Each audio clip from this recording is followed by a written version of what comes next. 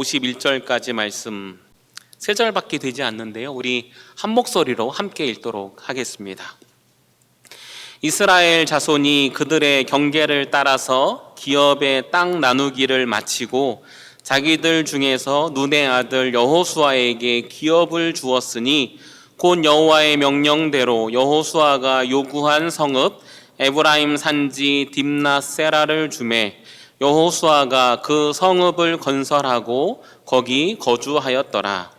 제사장 엘르아살과 눈의 아들 여호수아와 이스라엘 자손의 지파의 족장들이 실로에 있는 회막 문 여호와 앞에서 제비 뽑아 난 평생을 달려왔습니다.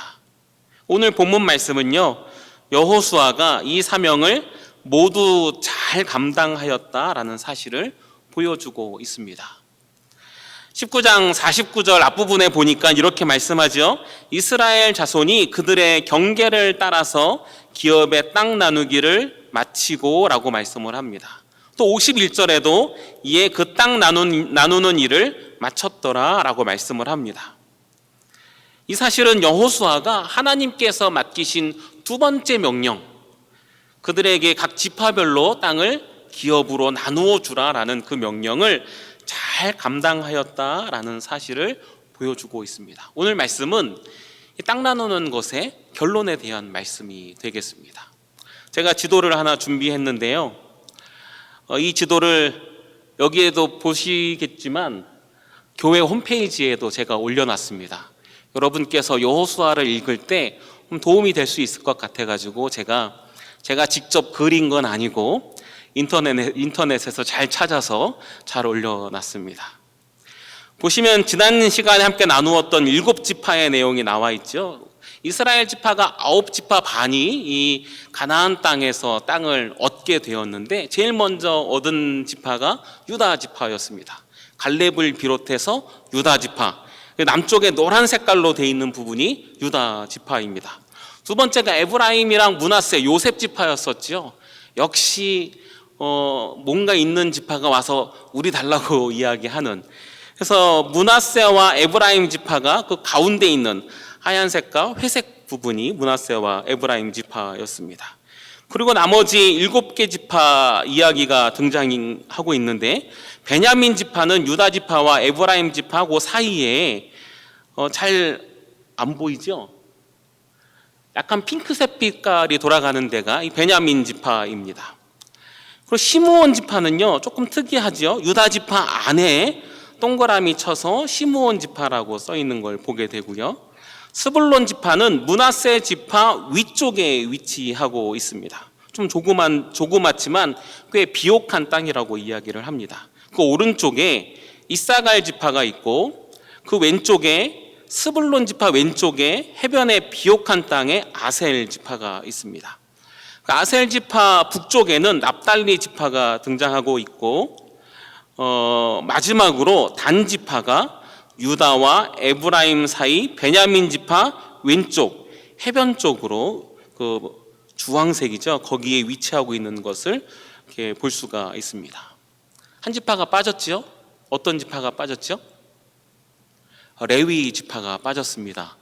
레위 지파는 제사장 지파이기 때문에 따로 땅을 기업으로 주지는 않았습니다. 다음 시간에 같이 나눌 내용이 되겠습니다. 땅을 나누는 일을 마치면서 우리는 이 기업을 나누는 것에 있어서 몇 가지 특별한 내용을 확인하게 됩니다. 이 결론적인 부분으로 확인해 볼 수가 있습니다. 첫 번째 우리가 볼 수 있는 것은 말씀은 계속해서 이 땅을 기업으로 나누는데 가족대로 나눠주고 있다라고 말씀을 하고 있습니다. 여호수아 18장 11절 말씀에 보면 베냐민 자손 지파를 위하여 그들의 가족대로 제비를 뽑았으니 라고 말씀을 합니다. 그 이후에도 나머지 지파들을 이야기할 때도 시므온 지파도 시므온 자손의 지파를 위하여 그들의 가족대로 제비를 뽑았으니 라고 말씀을 해요. 그 나머지 7지파만 그러는 것이 아니라 사실은 그 앞에 그 에브라임 지파와 므낫세 지파가 이 땅을 기업으로 받을 때도 그들의 가족대로 그렇게 표현을 하고 있고 유다 지파도 그들의 가족대로 받은 기업은 이렇게 표현을 하고 있습니다. 요단 동쪽의 땅을 기업으로 받은 지파들은 어떨까요? 르우벤 지파, 갓 지파, 므낫세 반 지파가 제비를 뽑는 것은 생략되었지만 요단 동쪽에서 땅을 기업으로 받는데 거기에도 가족을 따라서 그들의 가족대로 기업을 받고 있다라고 표현하는 것을 보게 됩니다. 하나님께서 약속하신 그 땅을 기업으로 받는데 개인이 받고 있는 모습은 거의 등장하지 않습니다. 물론 헤브론 땅을 얻은 갈렙은 갈렙 그 이름으로 그 땅을 얻고 있지만 역시 갈렙 가족으로 얻고 있는 거죠. 여호수아는 딥낫세라를 기업으로 얻었지만 이렇게 개인의 이름이 등장하는 것보다 가족대로 받고 있다라는 말씀을 기록하고 있습니다. 기독교는 매우 개인적이다라는 이야기를 많이 듣습니다. 특별히 기독교가 오래된 나라들, 미국이라든가 유럽이라든가 그런 나라들이 개인주의가 굉장히 강한 것을 우리는 확인해 볼 수가 있습니다. 왜 그럴까요? 한국은 약간 더 공동체적이지 않습니까? 근데 기독교가 강한 나라들은 개인주의가 강하다 그런 이야기들을 많이 들어요. 그리고 그 이유에 대해서 많은 사람들이 기독교 때문이다 그렇게 이야기를 하기도 합니다. 왜 그렇습니까? 우리가 구원을 어떻게 받습니까? 여러분 가족 대표로 한 명이 예수를 잘 믿었더니 온 가족이 구원받았다 그렇게 설교하는 설교자들은 거의 없을 겁니다. 가정들은 가끔 그런 분들 제가 만나요. 저희가 제 집사람을 가족 대표로 보내는 겁니다. 그렇게 이야기하는 분들은 종종 있지만 우리가 구원받는 것은 개인의 믿음으로 구원받는다. 모두가 다 개인이 예수 그리스도를 자기 주로 영접해서 구원받는다라고 이야기를 하죠. 그래서 굉장히 개인주의처럼 보여요. 근데 말씀을 가만히 보면 기독교는 매우 공동체를 중요하게 생각하는 것을 보게 됩니다. 여러분 창세기 18장에는요 유명한 아브라함의 중보 기도가 등장을 합니다. 하나님께서 천사와 함께 아브라함의 집을 방문하지요. 그리고 나서 천사들은 이미 떠나고 하나님께서 아브라함하고 이야기하는 내용이 등장을 합니다. 지금 소돔과 고모라에 천사들을 보낸 거지요. 왜냐하면 거기에 악이 너무 가득 찼다라는 그 사실을 하나님께서 아셨기 때문에 내가 확인하러 보냈다 이렇게 이야기를 합니다. 하나님께서 굳이 확인하실 필요가 없겠지만 하나님께서 직접 보내요 천사들을. 아브라함이 그렇게 이야기를 합니다. 아브라함이 하나님께 주께서 의인을 악인과 함께 멸하시려 하시나이까 그렇게 이야기를 해요. 그 땅에 그 성중에 의인 50명이 있을지라도 주께서 그곳을 멸하시고 그 50의인을 위하여 용서하지 아니하시리이까.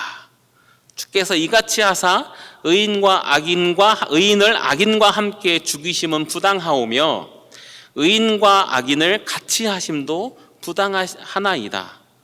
세상을 심판하시는 이가 정의를 행하실 것이 아니니까 이렇게 기도를 합니다. 그 땅에 의인 50명이 있다면 주님 그 땅 멸망시키지 않으시겠습니까? 라고 이야기를 하는 거죠. 인구가 50대 50이 아니겠지만 의인 50이면 그 땅 모든 사람들을 다 감당할 만한 그런 숫자 아니겠습니까? 그렇게 이야기를 하는 거죠. 유명한 아브라함의 중보 기도입니다. 몇 번 기도하는지 여러분 아십니까?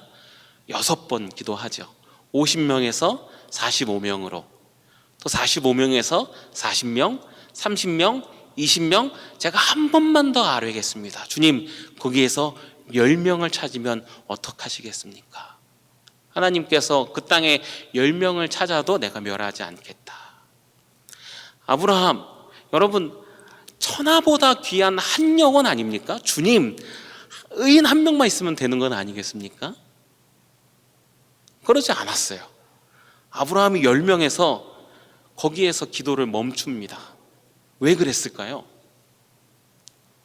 이 10명은요, 공동체로 가장 작은 숫자, 특별히 가정을 의미하는 숫자로 10명을 이야기합니다.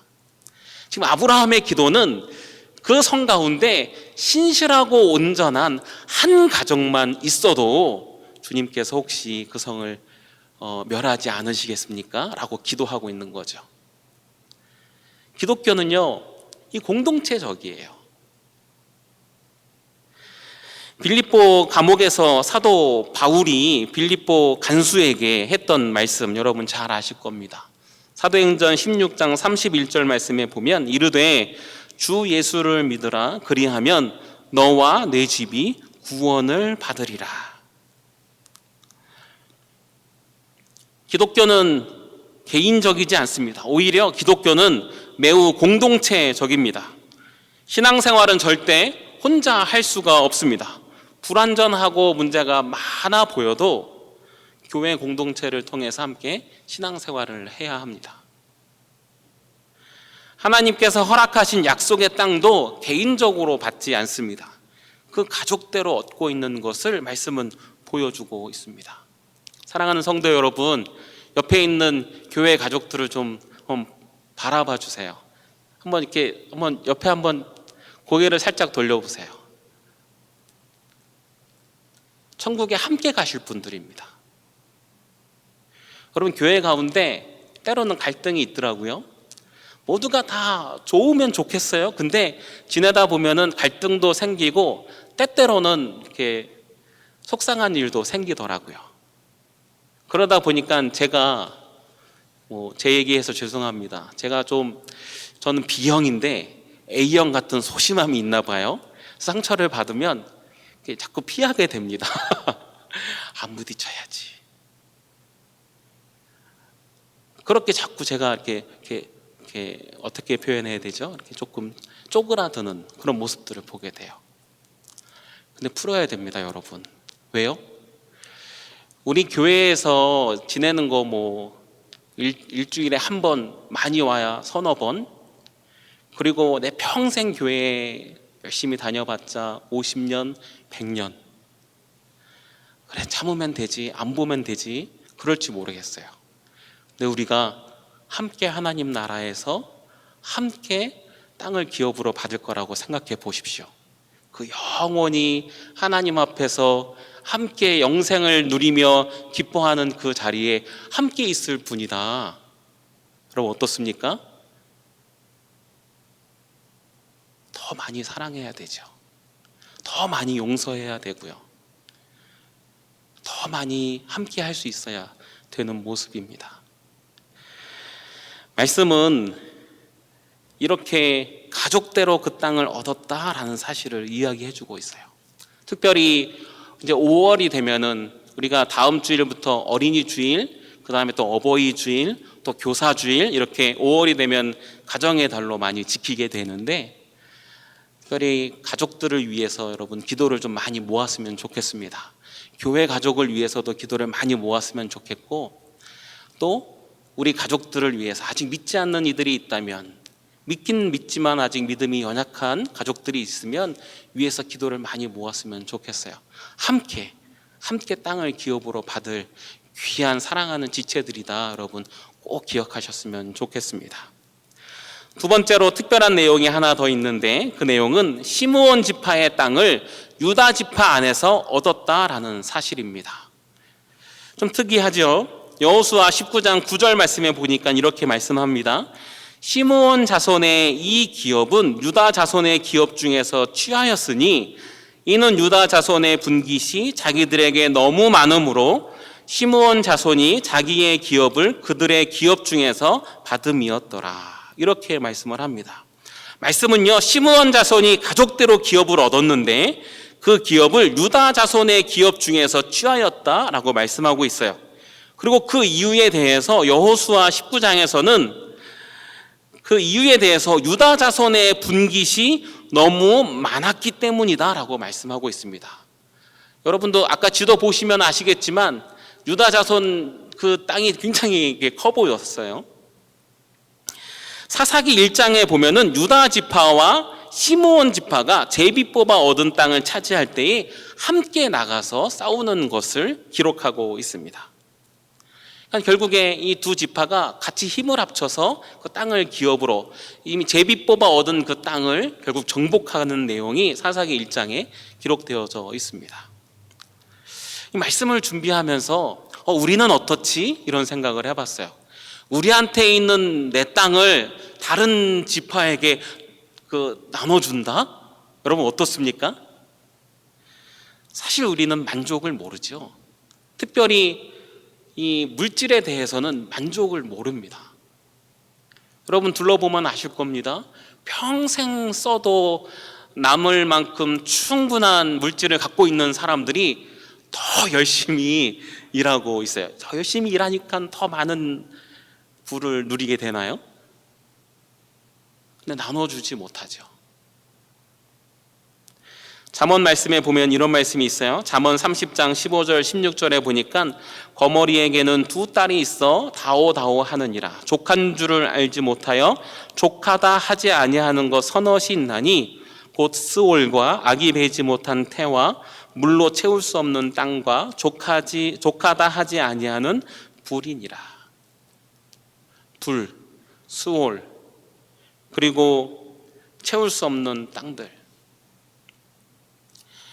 여러분 우리는 만족을 모르는 삶 속에 있습니다.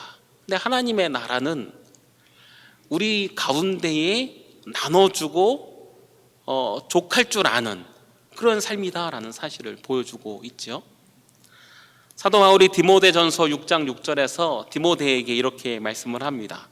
그러나 자족하는 마음이 있으면 경건은 큰 이익이 되느니라. 8절에 보니까 우리가 먹을 것과 입을 것이 있은즉 족한 줄로 알 것이니라. 성도가 만족하는 마음을 가질 수 있으면 경건에 큰 유익이 된다라는 거죠. 하나님의 나라는 이렇게 계속 내 것만을 위해서 살아가는 나라가 아니라 나누고 함께하는 나라다. 우리는 이렇게 생각해 볼 수가 있을 겁니다. 그런데 한 가지 더 주목해 볼 내용이 있는데요. 이스라엘 지파들이 땅을 기업으로 받는 것은 창세기 49장에서 야곱이 이스라엘 지파들을 그 아들들을 놓고 축복한 내용들의 성취로 봅니다. 창세기 49장에서 그 아들들에게 이 야곱은 유언을 남기고 있는데요. 특별히 레위와 시므온에게 이런 유언을 남겨요. 창세기 49장 7절에 보니까 그 노여움이 혹독하니 저주를 받을 것이요 분기가 맹렬하니 저주를 받을 것이라. 내가 그들을 야곱 중에서 나누며 이스라엘 중에서 흩으리로다 라고 말씀합니다. 이게 무슨 얘기냐면 창세기 34장에서 야곱과 야곱의 가족들이 세겜 땅에 머무르게 됩니다. 그래서 야곱의 딸 중에 딸이 한 명 있었죠. 그 딸이 세겜 사람들을 구경하기 위해서 나갔다가 세겜 족장이었던 세겜 족장 이름이 세겜이었습니다. 그 세겜에게 안 좋은 일을 당하게 되죠. 자기 동생을 이렇게 만든 것을 용납할 수가 없었어요. 그래서 레위와 시므온이 그 세겜 사람들에게 우리가 너희와 함께 지내겠다라고 약속하면서 남자들이 모두가 다 할례를 받을 것을 요구합니다. 우리는 할례 받지 않은 사람들과 서로 교통할 수 없다라고 이야기하면서요. 이 세겜은 디나를 너무너무 사랑했기 때문에 그 사실을 받아들여요. 그래서 우리 같이 한 민족이 되자 이렇게 얘기하면서 온 남자들이 다 할례를 받습니다. 할례를 받고 3일 후에 모두가 다 알아 누워 있을 때에 이 시므온과 레위가 칼을 들고 가서 그 사람들을 다 죽이죠. 남자들을 싹 다 죽이는 내용이 창세기 34장에 등장합니다. 그것 때문에 이 야곱이 이런 축복이 아니라 자기 아들들에게 하는 유언인데 축복이 아니라 저주의 말씀을 하고 있는 거죠. 말씀에 보니까 그들을 야곱 중에서 나누며 이스라엘 중에서 흩으리로다 라고 말씀했어요. 누구한테 얘기한 겁니까? 레위와 시므온한테 얘기하는 거죠. 레위는 어떻게 됐습니까? 물론 모세와 아론의 충성에 의해서 레위 지파는 하나님의 특별한 지파가 됐어요. 제사장 지파가 됐죠. 하나님은 그들에게 기업을 주지 않으면서 하나님께서 그들의 기업이 될 것이다라고 말씀하는 아주 큰 복을 누리게 됩니다. 그런데요, 레위 지파도 흩어지지요. 레위 지파도 땅이 없습니다. 성들을 받았어요. 하지만 그 성에만 거주하게 되는 거지 땅을 받지 못했어요. 경계가 없습니다. 흩어졌어요. 시므온 지파는 유다 지파 안에서 땅을 받았어요. 근데 어느새 조금 나중에 읽어보면 어느새 사라지고 맙니다. 시므온 지파도 흔적 없이 사라져 버리고 맙니다. 이 야곱이 예언했던 유언으로 남겼던 이 말씀들이 이루어지고 있는 장면을 오늘 말씀은 보여주고 있는 거죠. 제비 뽑았는데 하필이면 유다 지파 안에 있는 걸 제비 뽑았더라. 누구 앞에서 뽑았습니까? 하나님 앞에서 뽑았다. 그 사실을 오늘 말씀은 보여주고 있습니다. 세 번째로 특별한 내용이 등장하고 있는데요. 세 번째 특별한 내용은 단지파의 기업이 확장되었다라는 사실입니다.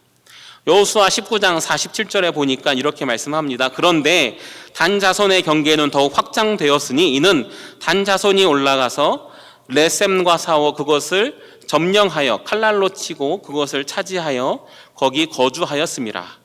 그들의 조상 단의 이름을 따라서 레셈을 단이라 하였더라. 이렇게 말씀을 합니다. 앞에 지도에서 보셨지만 단 지파의 땅은요, 유다 지파와 에브라임 지파 중간 해변 쪽에 있었습니다. 그 땅은 아주 비옥한 땅이었죠. 여러분, 비옥한 땅, 우리가 듣기엔 참 좋지만 어떤 땅입니까? 누군가가 이미 살고 있는 땅, 그것도 크게 살고 있는 땅이라고 생각하시면 됩니다. 비옥한 땅에는 가나안 사람들이 큰 힘을 가지고 살고 있었다라고 보시면 돼요. 그 땅을 차지하는 것은 쉽지 않았습니다.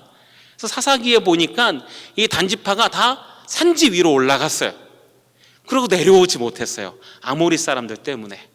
나중에 요셉 지파가 힘이 세져가지고 아모리 지파를 이렇게 짓누른 다음에야 비로소 그 아모리 지파 사람들이 수종들기 시작을 합니다. 근데 단지파가 산 위로 올라갔어요. 그러니까 땅이, 하나님께서 땅을 제비 뽑아서 땅을 얻었는데 그 땅을 정복하지 못한 거죠.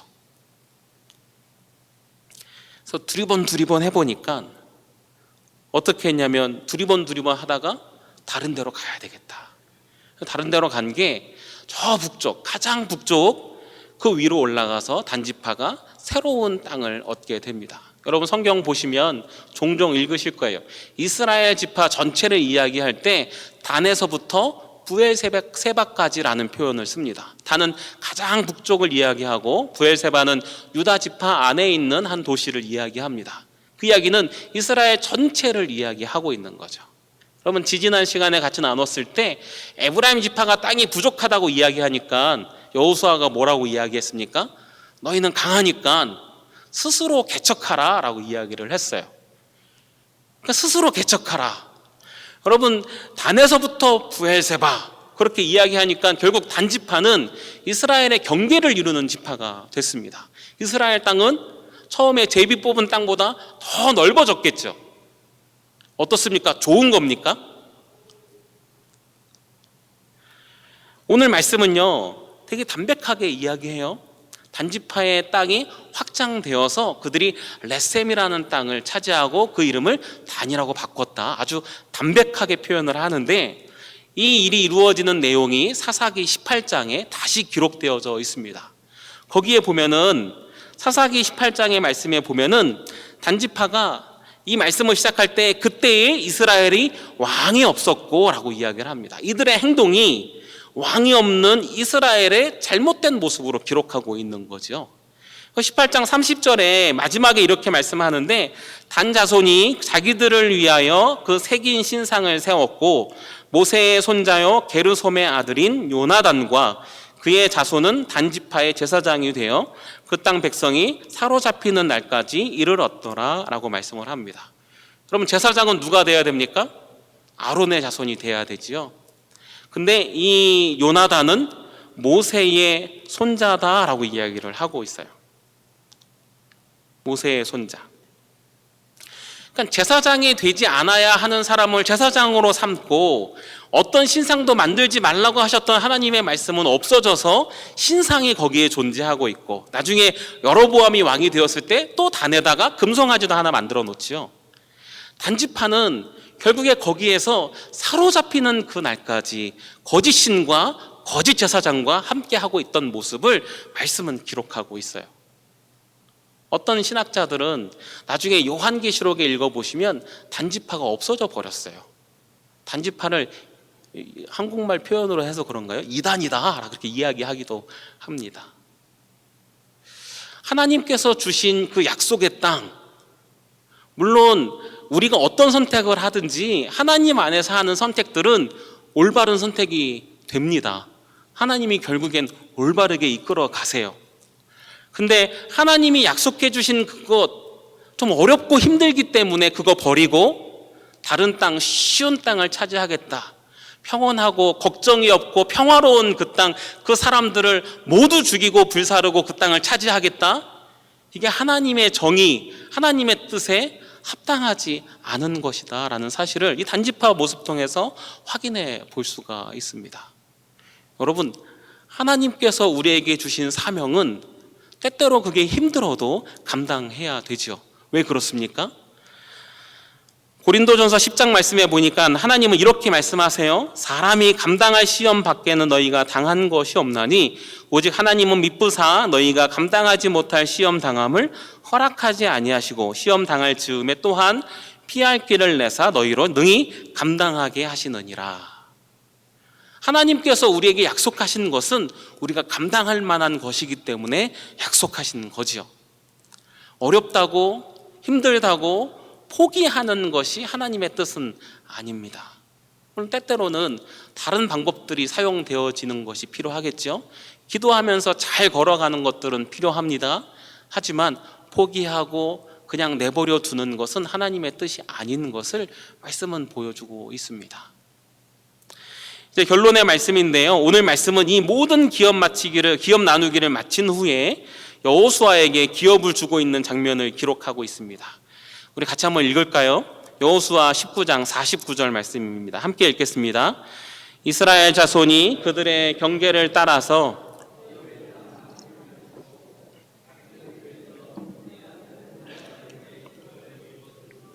눈의 아들 여호수아에게 기업을 주었다라고 말씀을 하죠. 여호수아는 에브라임 사람이었기 때문에 에브라임 산지 딥낫세라를 기업으로 받았다라고 말씀하고 있습니다. 근데 말씀을 보면 이 딥낫세라를 여호수아가 요구했다라고 말씀하고 있어요. 모든 사명을 다 마무리한 후에 요단을 건너가는 그 전쟁, 그리고 땅을 나누는 모든 그 제비 뽑는 과정까지 다 마무리한 다음에 이 여호수아는 땅을 요구해서 기업으로 받습니다. 가장 먼저 요구하지 않고 가장 마지막에 자기의 땅을 요구하고 있는 모습을 성경은 기록해 주고 있어요. 그런데요, 이 딥낫세라 성경에 딱 3번 등장합니다. 그것도 여호수아와 관련해서 딱 3번 등장해요. 첫 번째는 여호수아가 이 기업을 얻었다 하면서 이야기를 하고, 두 번째는 여호수아 24장에서 여호수아가 죽어서 딥낫세라에 장사되었다. 그리고 사사기 2장에 가서는 딥낫 헤레스라는 이름으로 다시 한번 등장하는데 역시 여호수아가 죽었다라는 내용을 다시 한번 기록하면서 등장하고 있습니다. 그럼 뭘 의미할까요? 딥낫세라, 에브라임 산지에 이름도 알려지지 않은 그 땅을 여호수아가 요구하고 있는 모습이에요. 거기에다가 여호수아가 그 땅을 기업으로 얻어서 그 성읍을 건설하고 거기 거주하였더라라고 말씀합니다. 여호수아가 얻은 딥낫세라는 성도 없었어요. 그 땅을 요구하고 그 땅을 얻고 있는 모습을 성경은 기록하고 있습니다. 여호수아는요, 하나님께서 자기에게 주신 그 사명을 최선을 다해서 잘 감당한 다음에 어쩌면은 이름 없이 별로 내세우는 거 없이 조용하게 끝내버린 인생인 것 같아요. 우리 속담 가운데 그런 속담 있지 않습니까? 호랑이는 죽어서 가죽을 남기고 사람은 죽어서 이름을 남긴다. 여러분, 그래서 우리도 이름 남기려고 노력하지 않습니까? 근데 성도는 죽어서 어떤 걸 남겨야 될까요? 성도는 죽어서 어떤 걸 남겨야 될까요? 제가 예전에 섬겼던 교회가 있었는데 그 교회는요, 지금 제가 우리 교회보다 조금 더 큰 교회였어요. 그러니까 재정적으로 조금 더 큰 재정이 있었죠. 근데 항상 이제 뭐 재직회든 연말에 공동의회든 하는 거 보면 일반 재정에서는 항상 부족해요. 근데 한 영역이 아주 풍성한 영역이 하나 있었어요. 그 영역이 어떤 영역이었을 것 같습니까? 장학금에서는 아주 풍성했어요. 장학 헌금은 넘치는 거예요. 이게 쌓여 있었어요. 저는 우리 교회도 나중에 여력이 되면 유학생들 또는 젊은 청년들, 학생들을 위해서 장학금 줄 수 있으면 정말 좋다고 생각합니다. 좀 그럴 수 있으면 너무 좋겠어요. 그런데 그 교회가 장학금만 그렇게 많았던 이유가 장학금을 주는데 누구누구 집사 장학금으로 줘요. 누구누구 장로 장학금으로 줘요. 그러니까 이 어르신들이 자기 이름으로 장학금 주는 게 교회에서 주지만 너무너무 좋은 거죠. 여러분, 선교지에 가면은 교회를 세우는데 많은 돈이 필요하지 않습니다. 저쪽 중미 쪽에 뭐 코스타리카, 파나마 이런 데 가면은 10,000불에서 20,000불 정도면 교회 하나를 세울 수가 있어요. 선교사님들이 와서 교회에서 선교 보고하면서 그런 얘기를 해요. 섬기는 교회에 성도들이 생기기 시작해서 사람들이 있는데 비가 뚝뚝 떨어지는 그곳에서 모여서 예배합니다. 교회가 힘이 되면 좀 이렇게 교회 세워주시면 좋겠습니다. 근데 교회를 세우는 것까지 너무 좋은데 그 교회가 그랬어요. 교회를 세우고 거기다 동판을 다는데 한 번은 큰 다툼이 났어요. 그 동판에다가 이 헌금한 집사님 이름을 꼭 새겨야 되겠다는 거예요. 여러분, 제가 드리는 말씀의 의미를 아실 겁니다. 하나님 앞에서 하나님께서 주신 사명에 정말 겸손히 잘 감당하고 오직 하나님만 드러내야 되는데 우리가 그렇지 못해요. 어떻게든 내 이름이 새겨지길 바라고 어떻게든 내가 높아지기를 바라더라. 오늘 여호수아는요, 그의 삶이 정말 겸손하게 주어진 사명만 잘 감당하고 마무리되고 있는 모습을 보여줍니다. 여러분, 여호수아와 똑같은 이름이 신약에 누굽니까? 예수님 아닙니까? 여호수아는 그 평생을 통해서 우리가 예수 그리스도를 통해서 우리의 진정 약속의 땅에 들어가게 되는데 여호수아는 그 약속의 땅에 들어가는 역할을 보여주면서 예수 그리스도를 보여주고 자신은 사그라들고 있는 거죠.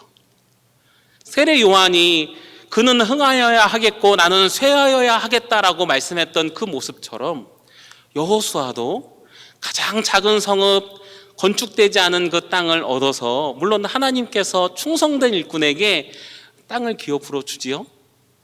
근데 거기에서 조용하게 마무리하고 있는, 물론 나중에 우리가 세겜 약속들 같이 말씀을 나누면서 여호수아의 마지막 유언도 같이 나누게 되겠지만 그 모습을 오늘 성경은 우리에게 보여주고 있습니다.